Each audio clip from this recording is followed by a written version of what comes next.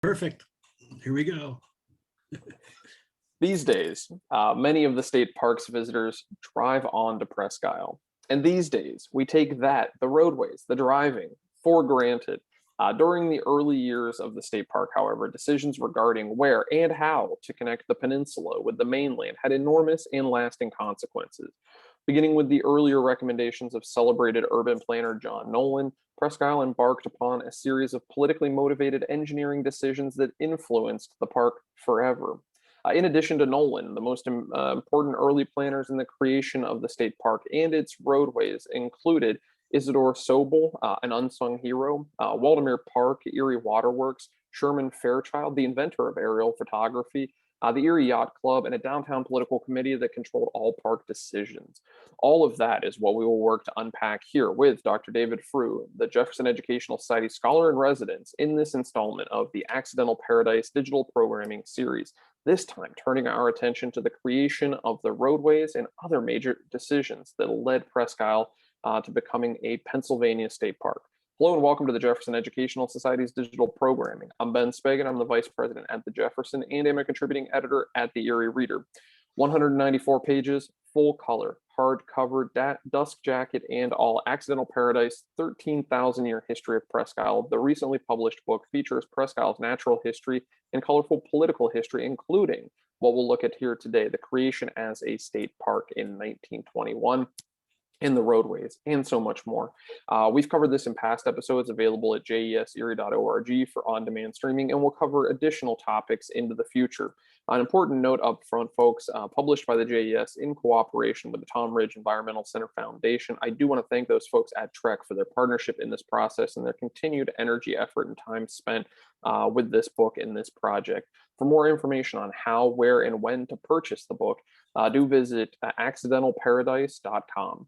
Joining me here is one of the book's co-authors, Dr. David Frew. He is a scholar in residence at the JES, as I mentioned before, an emeritus professor at Gannon University. He held a variety of administrative positions during a 33-year-long career. He's also the emeritus director of the Erie County Historical Society, the Hagen History Center, where he had previously served as the executive director for 5 years. And he's president of his own management consulting business. He's authored or co-authored 40 books, including Accidental Paradise, which brings us together here today, as well as more than 100 articles, cases, papers, including his On the Waterfront series for the JES. For a fuller bio and to find the On the Waterfront series, head over to jeserie.org. Now, folks, since this program is first airing live on the JES Facebook page, we're going to work our way through as many questions from you, the viewers, as we can as we host this event. If you have a question, just leave it in the comments section below on this Facebook post. If you're watching or listening to a later broadcast of this event, still send us your questions, your comments. Keep engaged, keep this conversation going. And for more information about upcoming JES programs and publications, please visit jeserie.org. And be sure to like us on Facebook, follow us on Twitter and Instagram, and subscribe to our YouTube channel. Dr. David Frew, thanks for returning to the stage, joining us for this program, and another installment of Accidental Paradise. Thanks for having me. This has been fun. It's been great fun. And Dr. Frew, I'm going to pull up your PowerPoint and share that now so that we can take a look at creating a state park, roadways and infrastructure decisions as part of that Accidental Paradise programming series. So Dr. Frew, take us through creating a state park, the Prelude, 1913. Well, as we know at Jefferson, since we were involved in a huge community celebration in 2013, 1913 was one of Erie's most important years. It was the 100th year anniversary of the Battle of Lake Erie. And we imagined, since the fleet was housed and built here, that was an important part of our definition. That was the year that we relaunched the Brig Niagara, which had been sort of scuttled in the mud at Misery Bay. We announced plans for the Perry Monument. And interestingly, there was a kind of a friendly competition between Erie, Pennsylvania and Put-in-Bay, Ohio, where they imagined that that was the actual epicenter of the War of 1812 naval battle, since it took place there. And we had a sort of a mayor's handshake agreement who would get the monument built and opened. And by the way, we won that. It was also the year that we invited famous urban planner John Nolan to come and study the city of Erie. He had already been here in 1911. Nolan was the guy that laid out Lawrence Park for General Electric. And that was an entire massive celebration year. That whole year was a kind of a wild time. Dr. Frew, one of my favorite parts of the book is your treatment of that friendly competition between Ohio and Pennsylvania, here us being Erie, Pennsylvania, of the monument building and the memorial. And I know we might get into that a little bit later, but I think it's one of the more fascinating parts of the book. To me, it just really grabbed my attention. But for now, let's take a look at John Nolan. Tell us more about what was happening then as he's looking at returning to the Erie area. Again, to now turn his attention to the city of Erie. Well, he didn't have so far to go because he was spending a lot of time on the East Coast, connected spending a lot of his time with GE, whose headquarters in those days was in Fairfield. And he'd been here, he sort of understood how this place worked, and it was an easy job to get him to come back. We just asked him to walk around and look at everything and tell us what we were doing wrong, what could be improved. And some of the things he noted were that we had too many at-grade railroad crossings. And given the volume of railroad traffic back in the early 1900s, it was literally impossible to get from the south part of Erie to the north part of Erie because of continuous train traffic. And because of the anxiety at the railroad crossings, we had loads of people being killed every year. It's just astonishing how many people were killed by trains in those years and how many cars were hit trying to sneak across the grades. He also wandered around the waterfront and noted that it was totally disorganized and that somebody had to do something about reorganizing it. He said that our railroad station was awful, had to be rebuilt and repositioned, and that we had spent too little time and energy on city parks. He started out as a landscape architect, and he always was focused on green spaces and parks. But the thing that was really disconcerting to him was wherever he would go in the city of Erie and look north, he would see Presque Isle and he would ask, what goes on out there? And the answers that he got were not pleasing to him. So his primary message to us as he was planning was that we had to do something to bring Presque Isle into the city of Erie and to use it. And let's take a look at some of what he's calling for, because particularly with Presque Isle, but I can't help but think of how much he continues to be somebody talked about in Erie, Pennsylvania. As we are, looking back more than 100 years ago now, but looking back to those plans and looking back to what we were concerned about 100 years ago and how some changes occurred, some changes not occurred. But let's take a look at his work for Presque Isle in particular, since he's asking the question, what is that? What's going on out there? And not liking what he's hearing. What does he recommend for the plan? Well, first of all, here's a chart of what Presque Isle looked like. And during the Nolan era, 1911, 12, 13, 14, 15, the water was relatively high. And the channel that episodically was cut through the west arm of the peninsula was pretty much there that whole time. At its peak, that channel was 100 feet wide, 30, 40 feet deep, and navigable. And given his background in green spaces, parks, and sort of an understanding of how things worked on coastal systems, he advocated that we use the west cut as a channel rather than try to continue to fight to put the channel on the east side. And of course, he was joined in that vision by the Corps of Engineers. They always wanted to have the channel be on the west side, not the east side. They were politically bludgeoned into doing that by the city fathers that didn't want ships passing from east to west and saying, well, as long as we're past Presque Isle, we'll keep going to Conneaut. So his vision of how to use the peninsula was to leave it alone and not to mess around with it, and to build a causeway somewhere between Summerheim or Cranberry. It would be a shallow water open causeway that would let water flow through it rather than a solid causeway. And one of the things that the causeway would do would be to protect the head, which was one of our most important recreational areas at the time, from the episodic spring and fall nor'easters. one of the problems of all the stuff that was down at the head, all the various inns and hotels that were there, in addition to the odd fire that couldn't be treated because of the remoteness, was that we would get a nor'easter storm during a high water cycle, and it would wipe out stuff that was at the head. And Nolan's argument was that if we built a causeway to the spot on the peninsula, which was to the east of where the cut, where the channel was naturally occurring, and we have a chart of that to show you in a bit, we could allow the eastern part, the fat part of Presque Isle, to continue to evolve naturally, and we wouldn't be in charge of it.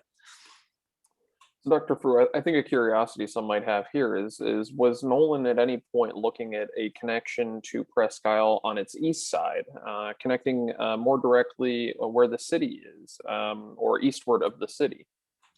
No, he wasn't. He understood that by the early 1900s, that was a commercial channel, and it would have been more than difficult to try to create a structure there that would allow ships to come through, either using a drawbridge or some mechanism like that, a swing bridge, and yet keep that channel moving. So the channel was critically important.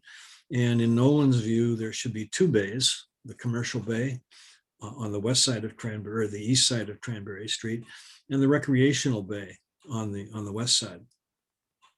So let's take a look at another rendering, a visual here of his city plan. Walk us through what we're looking at on screen here, Dr. Frew, please.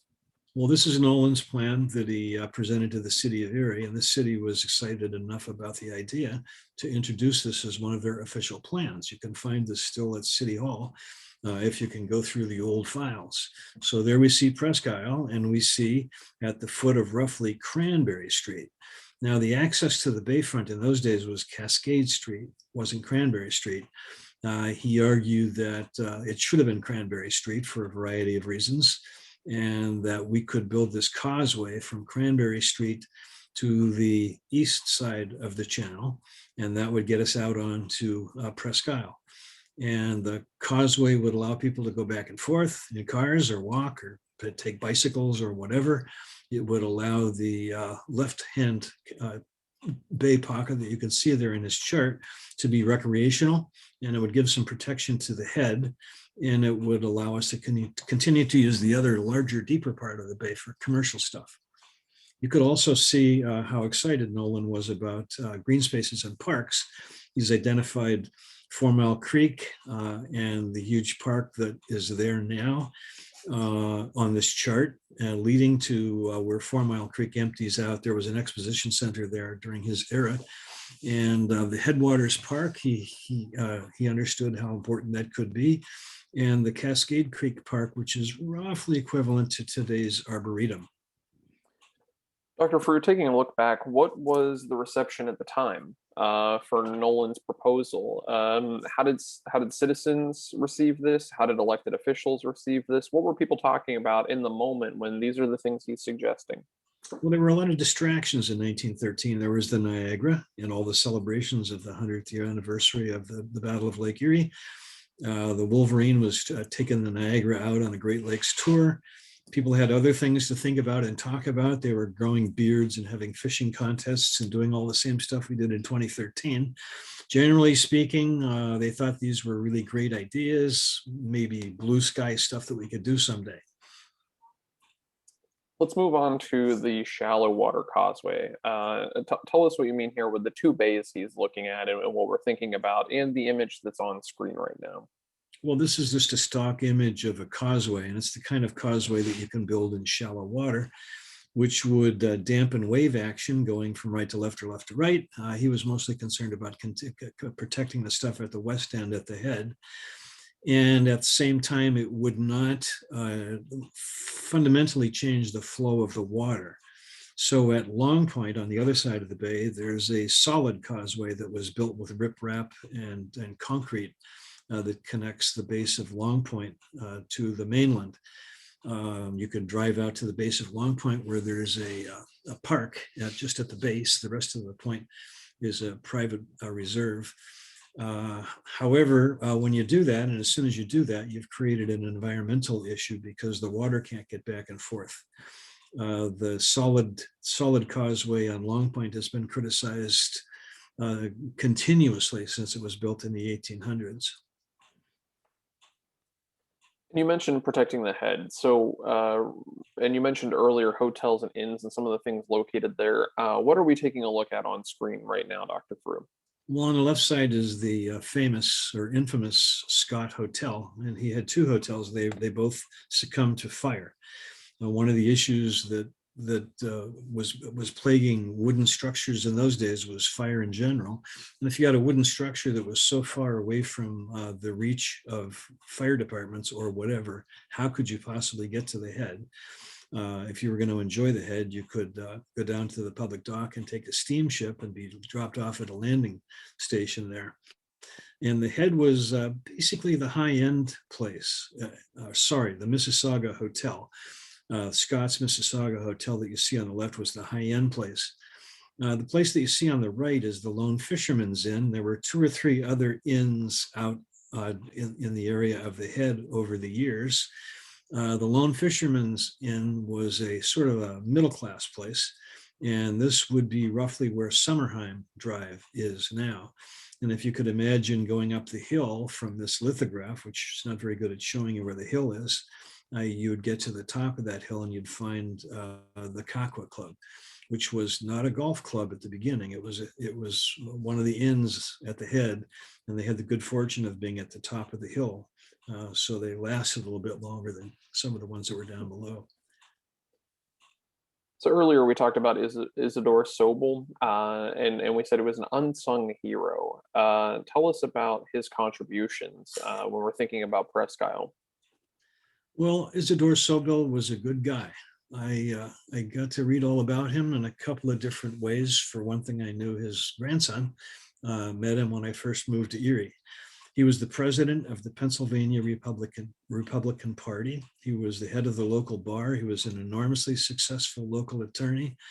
And he was the leader of the men's study group at the Jewish Temple, which in our memory was at 10th and Liberty, although it's just moved. Some of the wonderful community things he did was he rescued the post office and reorganized it so it wouldn't fall apart. He saved Hammett from bankruptcy during his time. And he and his men's study group were concerned, as Nolan was, of the unauthorized activities going on at Presque Isle. Some of the stuff that was happening at Presque Isle, not so good, was a logging that shouldn't have been happening. People were so desperate for wood that it was possible to go out there under the cover of darkness, knock down a few trees, float them across the bay, and sell the boards. There was market hunting, trapping, fishing, all kinds of stuff going on out there. And Sobel and others were concerned that if enough of this stuff went on, and the brush, trees, foliage, and root structure disappeared, and Presque Isle would it'd fall apart, and we would lose our commercial harbor. So he and his men's group studied this for 2 years, and they decided that the way to keep that from happening was to have Presque Isle become a national park. So they put together a very sophisticated proposal to be a national park. They took it to Washington, where Isadore imagined that he had more than enough juice to make things happen. But they had just opened up a Great Lakes National Park at Mackinac and decided that the 2 remote Great Lakes parks were just beyond what they could do. So they turned him down. He came back to Erie kind of disappointed, and went to work dusting off that proposal and making it into a proposal for a state park. In 21, he took that proposal with his friends to Harrisburg, and before he took it, he was politically smart enough to find out what the reception was going to be.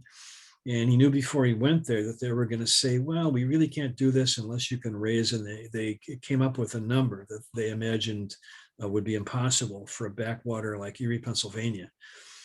So at Harrisburg, they were pressured into saying, okay, you could do it if you can raise this much money. And Isadore Sobel already had 2/3 of the amount raised. He came home quietly, gave up his job as the driver of the State Park Initiative and became the fundraiser. He led the financial initiative. He raised the rest of the money and lickety split time.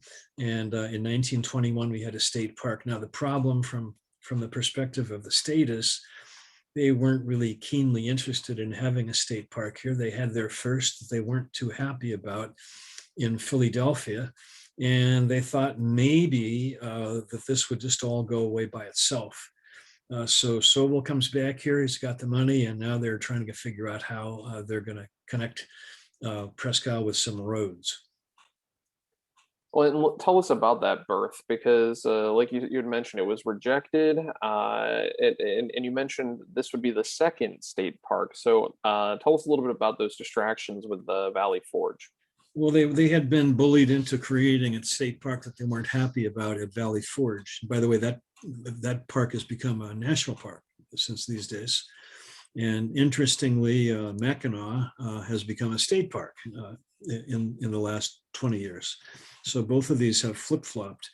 But, Harrisburg was trying to put Sobel off, and they really they didn't know how to be in the state park business, much less in the state park business at a place like Erie, Pennsylvania. And I think you segue so well there at the bottom. How do we get there? But how do we get there? So take us to Waterworks, meanwhile, on Presque Isle, before we work to answer that question of how we get there and the roadways there. But take us to Waterworks for the time. Well, meanwhile, out on Presque Isle, the City of Erie's Water Commission, Waterworks as it's now known, had leased the center of Presque Isle, roughly the area that you will recognize as being Waterworks when you drive out there, with the two settling basins and the large unused pump house and the place where the ferry boats land, etc. The Erie Water Commission was trying to rescue a bad reputation. First of all, they made themselves a commission to unload the bad reputation that they had. The city was originally responsible for providing water. And the way the city provided water was by sticking a tube out into the bay, which was a good way to get water. It was better than buying it from the reeds or digging it up from a shallow well in downtown Erie. But while we were getting water out of a relatively short tube that went out in the bay, we were executing our sewage in a similarly length tube that went out just east of the water tube. So water worked really well until there was a northeast wind. And then the sewage washed back into the water supply and people started to get sick. So one of the things that you'll see in the media is we were pretending that people were getting sick because they had typhoid. In actual fact, they were suffering from cholera. Typhoid, they were blaming on immigrants. Dirty Italian and Irish immigrants that lived too close to the water were causing that. Couldn't have been the city. And finally, they caught on to the idea that maybe they needed a whole new way of bringing the water. So they went out onto Presque Isle. They dug, in a sense, a channel across Waterworks, a deep, wide channel out into the lake, and they started bringing the water from the lake rather than the bay. That did not solve their problems. What ultimately solved their problems was chlorinating the water. Meanwhile, the Waterworks people, the commission, is trying to rescue their reputation, so they decide to get into the parks and recreation business. So while they're at Waterworks, they decide to set up a beach, which was on the bay side originally, and they built a bandstand out there, which was on the bay side, so you could see and hear the music from the City of Erie. And with all that going on out there, they decided they should have some sort of a person in charge. So they recruited a guy. They made him a duly authorized and deputized member of the City of Erie Police Department, and they appointed him to be the superintendent and made him in charge of everything, including lifeguards. Now, Waterworks was staffing and doing all the supplying of Waterworks by running a boat from Chestnut Street at that little building now where you can rent boats in the summer off the Bayfront Highway across the bay. And they knew they could really use a road to make things easier for them. So one of the players in the development of where a road would be was Waterworks. And Waterworks said they would contribute to the building of the road if the road would go all the way from wherever on the mainland to Waterworks so that they could drive back and forth with supplies, etc. And it's of interest to note that until the post-World War II era, most people came to Presque Isle via ferry or bus. People didn't necessarily, not that many people drove to, there weren't that many cars prior to World War II. And we see that in the book where you unpack the advancements of the automobile and how that becomes a more popular mode of transportation. Before we get further into that, though, tell us more about the superintendent, police chief, head of the lifeguards. Let's take a look at Tom Weindorf here. Tell us about him because you capture that in the book so well. Let's hear about it here. Well, Tom Weindorf spent his life on Presque Isle. He absolutely loved it. He had a house to live in. It was a Sears and Roebuck house that was delivered by a railroad train and put together for him. The house is still there. The park superintendent, Matt Green, lives in it now. It's been expanded a couple different times and ways, but Tom Weindorf lived there. He had a motorcycle and later a car and horses to use. And he was in charge of waterworks. And he imagined himself to be the superintendent of Presque Isle because whatever happened at Presque Isle happened at waterworks. There were a few people, drifting on to the head of the peninsula, but they didn't really get as far out as Tom Weindorf. So one of the roles he had was he was the police chief, kept order out there, and he was in charge of the lifeguards. And there we see him, hat, badge, tie, and all. Where does he get his authority to be the police chief of Presque Isle? Well, two places. He's a duly deputized and authorized member of the City of Erie Police Department, so he's got that authority, and that comes to them by virtue of the politics of how the park was operating, and he's working for the Water Commission. He's in charge. And now take us back to the west side. Let's talk about Waldameer. Well, Waldameer, if you translate the German, it means woods by the sea. And the original vision of that park, which was a streetcar park, started in 1896, if I recall correctly, was to come up with a way of enticing people to use the streetcar and the tracks, which were built all the way out 8th Street to Waldameer from downtown, so that there'd be something to do with all their equipment on weekends.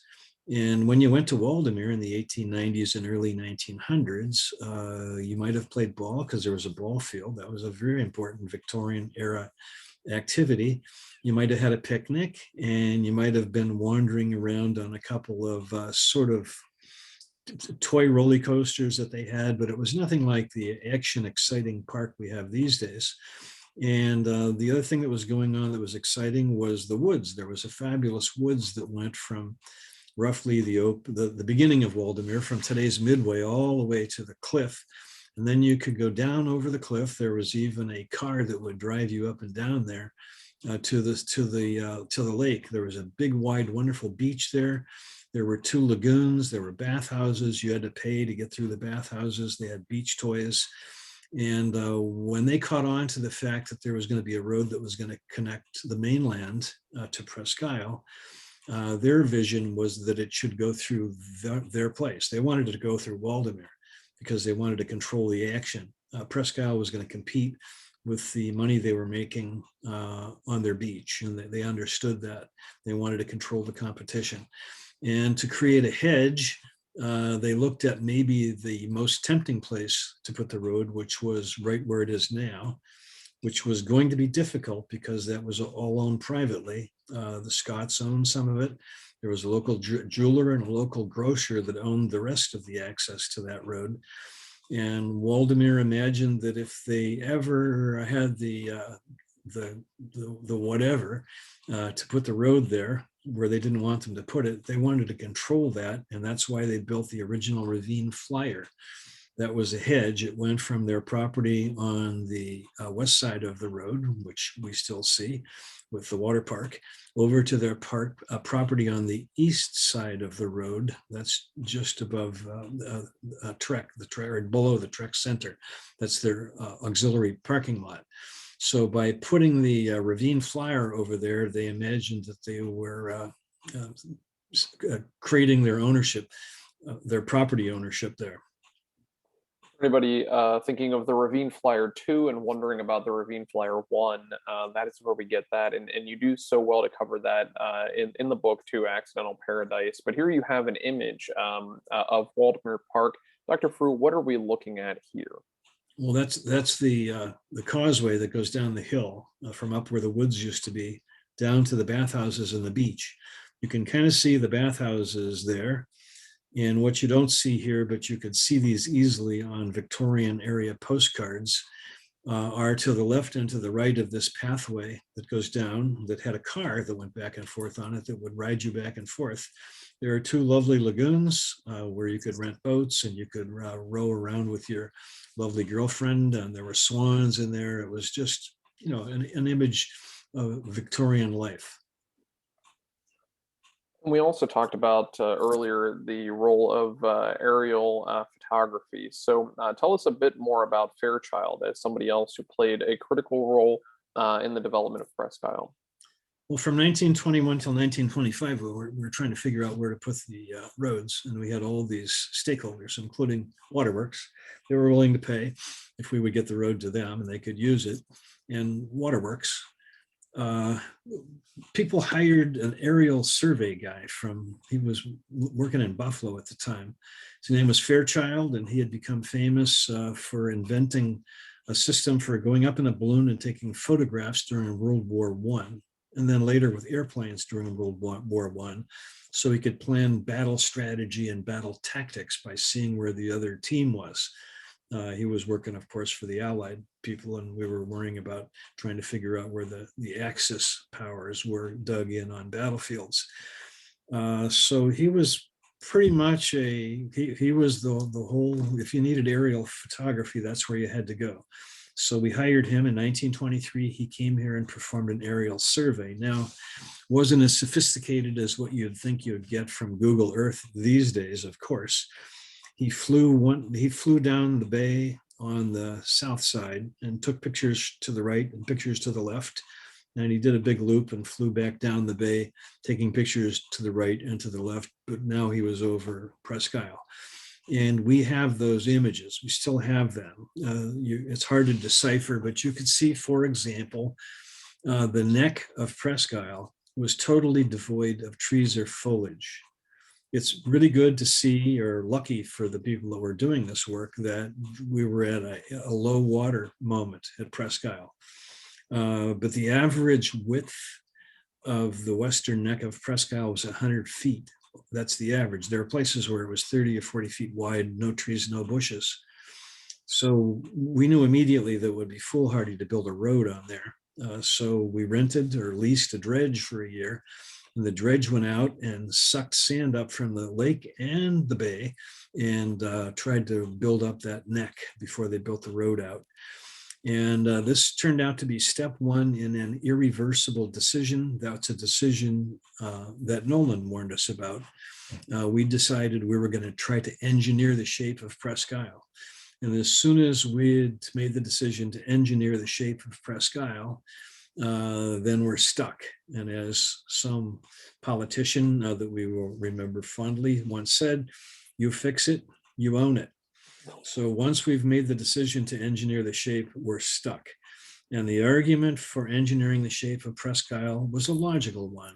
The argument was, if we put a road down someplace and we don't take care of controlling the shape of Presque Isle, what happens if Presque Isle shifts left, right, north, and the road is disconnected?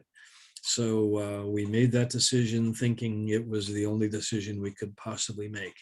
And step two in the irrevocable decision to engineer the shape of Presque Isle will come in 1957 in the guise of the 1957 master plan.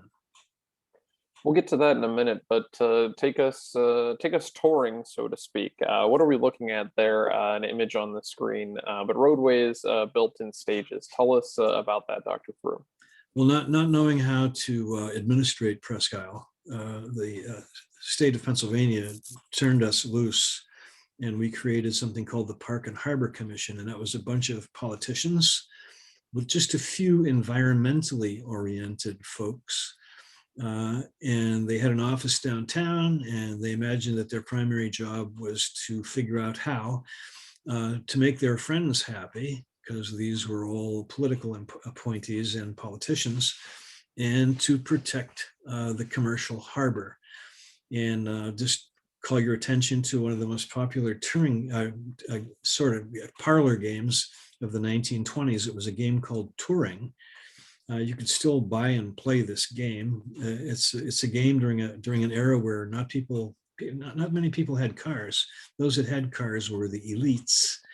And the way this game works is you would open up the game, you'd get a board, you'd get a car, there were 7 or 8 different cars you could get, and your job was to go 100 miles, an unimaginable trip. And you'd spin dials and roll the dice, and you'd get a flat tire or whatever. So touring was new, it was different, and only elite people did it. The elite people were friends of the controlling members of the Park and Harbor Commission, and they announced that Presque Isle would have a dual mission. One mission would be to protect the natural environment, and the other mission would be for people to go there and have a good time. And immediately they're thinking going and having a good time meant elite people driving around in automobiles.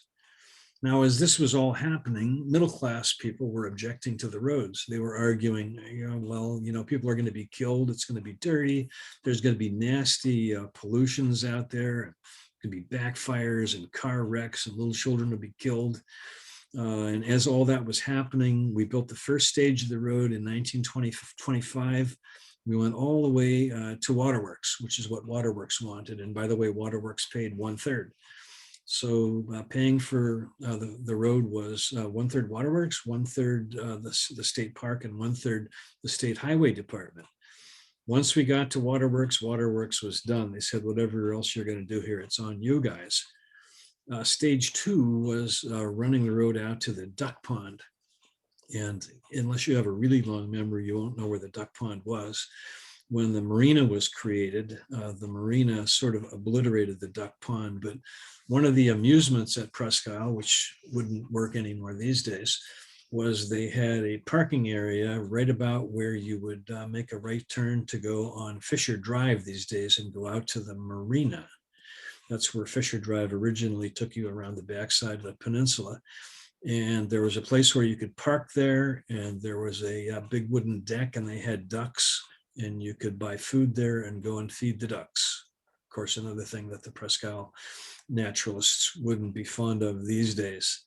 Stage 3 was taking Fisher Drive out to the Perry Monument, which I might note got there too late for the opening of the monument. The monument opened in 26, and Fisher Drive wasn't done yet. So while we seem to have won the contest of building the Perry Monument in Erie, Pennsylvania, which was shorter than the one in Ohio, and opening it to the public, it was open to the public, but you couldn't get there. So there was never a good, happy rationalization about who won that bet. Then from that point, we had to figure out how to get the road all the way back around the back of the peninsula so it would loop back to itself. And the chief obstacle in that was the Erie Yacht Club. And here's where the Erie Yacht Club jumps into this. The Erie Yacht Club's Commodore, Morrison, was the second park superintendent. And as the park superintendent, he arranged for the yacht club, which was originally at Myrtle Street, to lease the area around Misery Bay, which was sort of industrial and not being used for anything important before they built the monument, for the club to use for winter storage and for maintenance stuff. So when the club lost that, which was okay because they were by that time about to move to the west side where they were going to have more room, where they are today at Virginia Avenue, the yacht club guys said, well, okay, we'll put up with that, but you're going to have to let us make sure that you build a drawbridge. So these days, when you ride around the peninsula and you get to the place where the water flows under the steel bridge and into Graveyard Pond from Misery Bay, you might make special note of the fact that that was supposed to be a drawbridge. And the reason why the yacht club wanted it to be a drawbridge, and this would be fodder for another discussion, in the middle here, the Pennsylvania Fish Commission went out there and they tried to make the lagoons into a fish hatchery, a live outdoor fish hatchery. It was a major, colossal disaster. But one of the things they did was to dredge Graveyard Pond, so that nowadays, if we take a look at Graveyard Pond, It's silted in, it's maybe 6, 7, 8 feet deep. But back in those days, it was 15 feet deep everywhere. And you could go there with your yacht from the yacht club, and you could tuck yourself into Graveyard Pond, and you could have a nice picnic. So the yacht club was demanding that there be a drawbridge there, and that held up the road for almost 6 months until the state and the Harbor Commission said that's just, we can't do that. It's just too expensive to build it and to run it. So eventually, then we had the back loop that was created from that bridge all the way around back to Fisher Drive again. And had anybody understood how many cars there would be riding around on the peninsula, they probably would not have been thinking about creating an opportunity for people to drive around, which we've done. The roadway development was not without issues, and we see that being captured in two different images you have on screen here, Dr. Frew. So what are we looking at here? Well, on the left-hand side, we see typical stuff that happened in the 1950s. There was a 2-lane road that went on and off the neck, and it still wasn't wide enough to secure it from storms. So whenever it rained and there was a storm, like a nor'easter or a nor'wester, that road would swamp with cars or with water.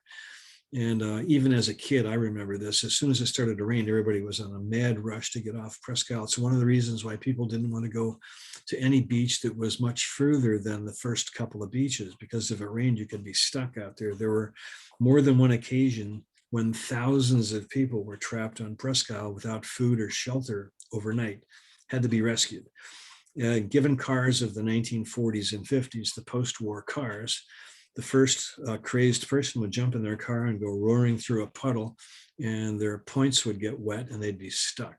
Then you'd have all the amateur mechanics taking apart the distributor caps and rubbing the points together and trying to set the point gap with a matchbook. And it was just chaos. And you see some of that here on the left. There's lots of pictures of how awful that was. The picture on the right is interesting because we seem to see cars going on the north side of the lighthouse. If you've been riding around the peninsula looking at things lately, you know that in your car you drive on the south side of the lighthouse. You might ask yourself, well, was the road on the wrong side of the lighthouse? Well, as they were designing this road, they're thinking, their elite friends are going to want to go motoring, and they're going to want to be as close to the water as they can. They want to give them a good view, so they put the road too close to the water. And in the 1940s, this road was a disastrous washout and fell apart. So they gave up on that road. You can find that road if you're swimming. Some vestiges of it can be reached from the beaches to north and south or east and west of the lighthouse, but they redirected the road, and that was another functional roadway disaster. Earlier, Dr. Frew, we talked about the 1957 master plan, and now we finally are here, the engineered shape strategy, a final decision. Tell us about the impact here. Well, in 1957, they created a master plan which had a lot of component parts. We detail them all in the book, but with respect to the roadways, they built a concrete and steel spine that they pounded into bedrock maybe 100 yards north of the beaches.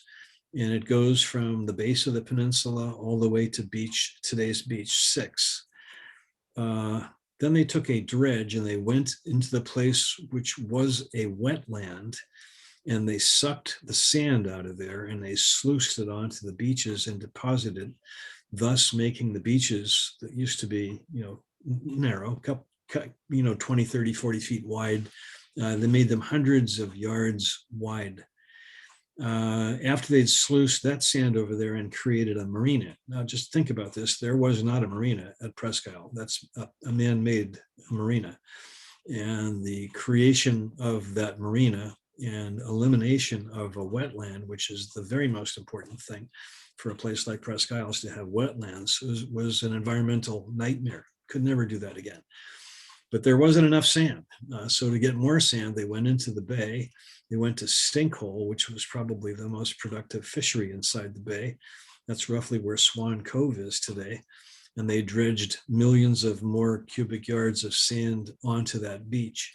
They created new wide rebranded beaches. They told people that now that we had a new double lane roadway going on and off the peninsula, in addition to the old 2-lane road, which is still there, that they didn't have to worry about going out to beach 6, beach 7, beach 8, or whatever. And by doing this, they were committing to, this is the final commitment to the strategy of being in charge of the engineered shade. And yet the final bullet point there, Dr. Frew, is nothing lasts forever. Well, it's interesting. I carefully went through all the minutes of the Park and Harbor Commission, which was in charge out there for a long time. It's only been in the recent 20 years or so that the Department of Natural Resources took that over and took waterworks back, etc. I don't think that anyone on the Park and Harbor Commission understood the water cycle. It goes up, goes down, 30-year cycle. So they were working during a low water cycle, and a lot of the decisions they made about making the beaches wider and the 57 master plan were based on incomplete understanding of how the water works, how the water cycle works, how it goes up and goes down in a 30 or 31-year cycle. And here we see some of the blowouts that have happened in recent years with high water. So we talked about this the last time around. There's been unusually high water for several years, and it's punishing Presque Isle. It's creating problems that are hard to keep up with. And so you tell us, once upon a time at Long Point, what does Long Point stand to teach us? What do we learn from Long Point? Well, we can learn some lessons that we can't use. First, it's interesting to note there are 5 of these sand spits on Lake Erie. 3 of them stick essentially straight out into the water. That would be Cedar Point and Rondo and Pelee. Rondo is interesting. It's a provincial park on the other side of the lake. Pelee is a national park. And if you decide you want to go to Rondo, you could drive there in your car, and you can drive up to what would be their equivalent of the Trek Center, and you depart your car. And you're told, after you see how things work by looking at the museum there, that you're welcome to walk or ride your bike all the way out to the tip of Rondo, but you can't take your car. You have to leave it where it is, or they'll take you in a tram.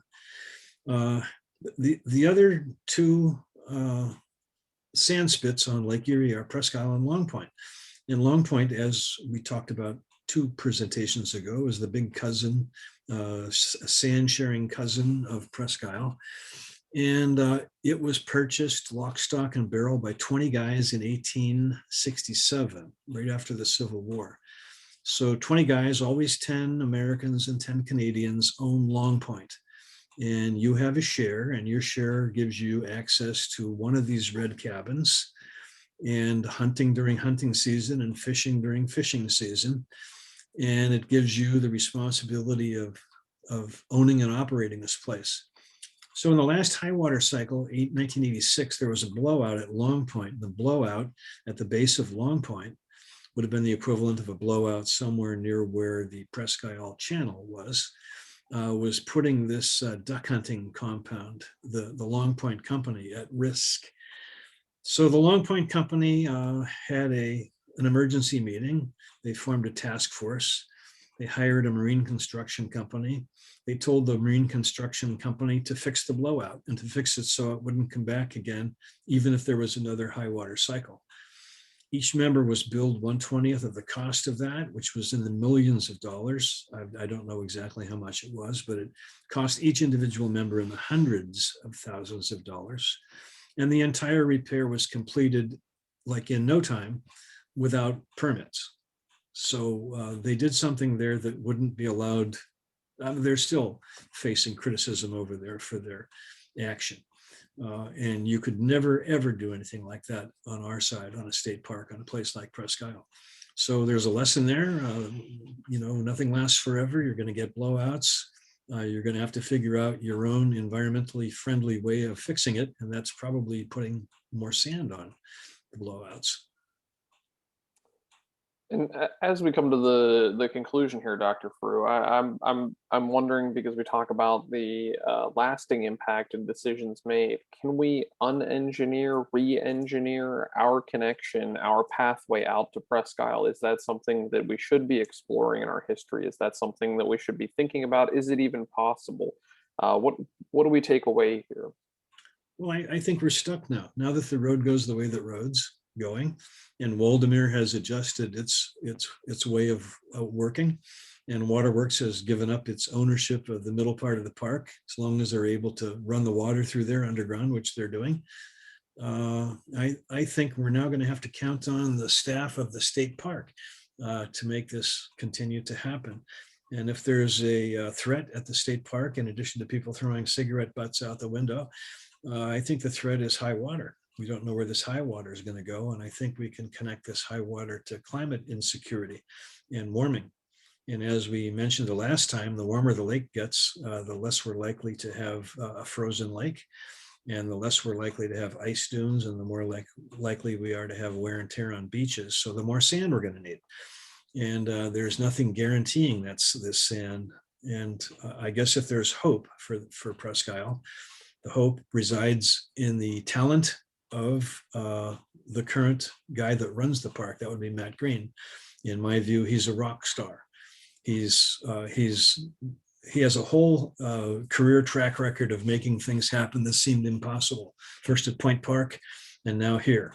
So he's getting more sand. We don't know where it's coming from, but he's getting it. And he has a staff of people that know how to, at a minute's notice, take a couple of bulldozers and trucks full of sand and fix the blowouts that have been happening. And in the midterm, we think that the water level is going to go back down. And I think this is a great time to remind folks, Dr. Frew, that other installments, in fact, the last one we took a look at blowouts, we took a look at some of the climate threats to Presque Isle. Those are all available on our website, where folks can stream those on demand at jeserie.org. And of course, the book, where you do profile Matt Green even deeper, and do a wonderful job of what he's doing is a wonderful job, and the challenges he's up against, and the progress that he's made in that book, accidentalparadise.com. And that does give us hope, I think, moving forward in how to address these challenges and issues facing Presque Isle. Dr. Frew, I want to just echo some of the comments in the comment section where they say thank you. Thank you for this presentation. Thank you for the book. Thank you for your knowledge. Thank you for taking the time, energy, and effort to share it with us. So, Dr. David Frew, JES scholar in residence and co-author of Accidental Paradise, a 13,000-year history of Presque Isle. Thank you, thank you, thank you for sharing that knowledge, expertise, and taking the time, energy, and effort to join us here in conversation in this series as we unpack that book, Accidental Paradise. Thank you. You're very welcome. It's been fun doing it. And of course, a big thanks to all of you, the folks tuning in real time, watching live on the JES Facebook page, as well as those taking a look later, streaming this on demand. We thank you. Without you, this would not be possible. And of course, a big, big, big thanks to the Tom Ridge Environmental Center Foundation for all of their help along the way in this project as well. I don't think we have a specific date, but I have gotten Dr. Frew on the line to come back in April, as we'll take a look at another section of Accidental Paradise. So be on the lookout for an update on that when we'll be back to take a look again at this book. Friendly reminder to stream all of those past digital programs on demand. Head over to our website, jeserie.org. There you are going to find details about upcoming programming as well. That notice on when April's program will be airing, as well as a wide range of publications from quick, timely reads to reports to essays and more, including Dr. Frew's On the Waterfront series, all available free to download. And of course, be sure to like us on Facebook, follow us on Twitter and Instagram, and subscribe to our YouTube channel. For the Jefferson Educational Society, I'm Ben Spegg, and be safe, be sound, and thanks for listening and learning with us.